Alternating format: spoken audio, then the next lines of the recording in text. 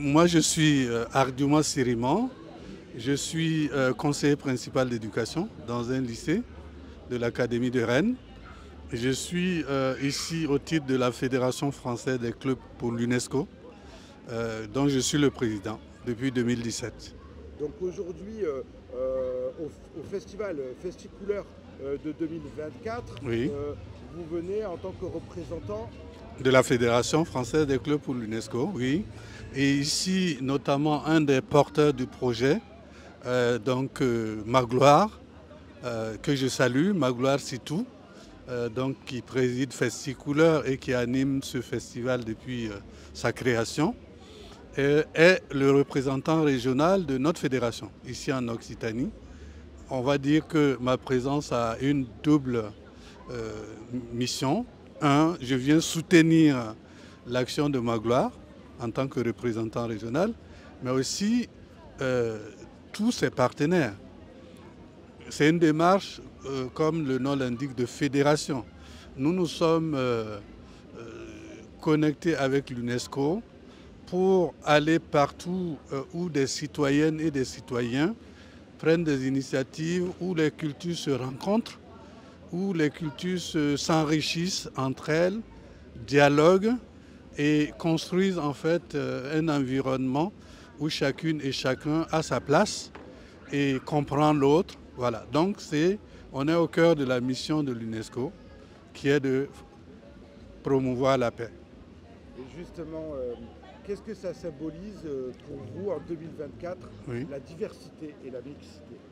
J'allais dire que ça symbolise l'avenir du monde. Dit comme ça peut paraître des grands mots, mais c'est le fond de ma pensée. On va vers un monde de plus en plus métissé. Certains diront créolisé. Pourquoi? Parce qu'on se rend compte que, prenons une ville comme Toulouse, Toulouse est riche précisément de sa population qui est vraiment cosmopolite. C'est-à-dire des gens de différentes cultures, de différents pays qui viennent dans cette belle ville et qui construisent la ville avec des compétences, des regards culturels qui se complètent. Je pense que quand on est de différentes cultures, justement, dans un projet donné, le fait qu'on puisse se retrouver autour d'une table et discuter, j'aurai mon approche, vous aurez la vôtre, et c'est ainsi qu'on parvient à faire quelque chose qui nous ressemble tous, quoi.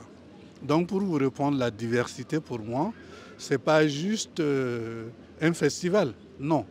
Il faut que ça devienne notre quotidien. Est-ce que vous pensez qu'il y a, pour vous poser une dernière question, Oui. est-ce qu'il y a encore, entre guillemets, du travail? Ah oui, sur ce front-là, j'allais dire, on ne fait que commencer. Quand vous voyez que nous, vous, moi, d'autres, ce que nous faisons, le constat, on pourrait être mieux soutenu encore. Déjà, c'est vrai, c'est à nous de prendre des initiatives, mais on a besoin d'accompagnement. Que ce soit des villes, la ville de Toulouse, je sais qu'elle est là, et je vois son logo et je m'en réjouis. Et c'est sûr que la ville de Toulouse appuie cette initiative. Et il faudrait que le département s'y mette, la région, ainsi de suite. Et pour vous répondre, en effet, le chantier est énorme. C'est pour ça, nous, une de nos présences ici aussi, c'est venir à la rencontre d'un partenaire que vous allez interviewer juste après. Et c'est la même démarche qui est de dire, ouvrons le plus largement l'horizon de nos jeunes en termes de vision du monde, de découverte des cultures.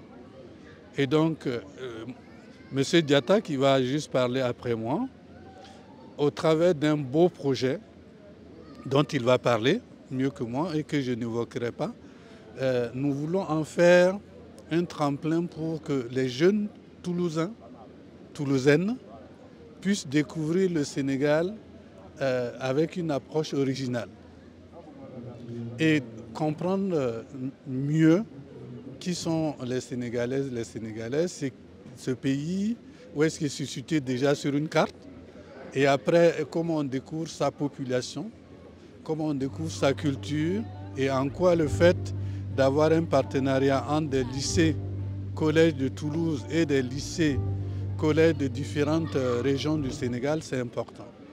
À travers de ce projet, et voilà, vous voyez la raison de notre présence, c'est celle-là. À notre modeste échelle, on considère qu'on fait œuvre d'éducation à la citoyenneté. Et c'est la meilleure façon de préparer un monde beaucoup plus apaisé, où chacun ne voit pas l'autre un peu un potentiel adversaire. Non, c'est plutôt des alliés. Ce sont des partenaires. Voilà. Il faut qu'on aille vers un monde qui est beaucoup plus tourné vers le partage, la coopération, qu'un monde de compétition qui devient aussi de la jungle. Hein. À un moment, quand le plus fort est déjà trop fort, il a tendance peut-être à vouloir piétiner les autres. Non, non. Essayons de tourner peut-être une certaine page. Et puisqu'on va parler de la nature, et aller vers des modes de développement économique qui respectent peut-être davantage la nature et nous aussi.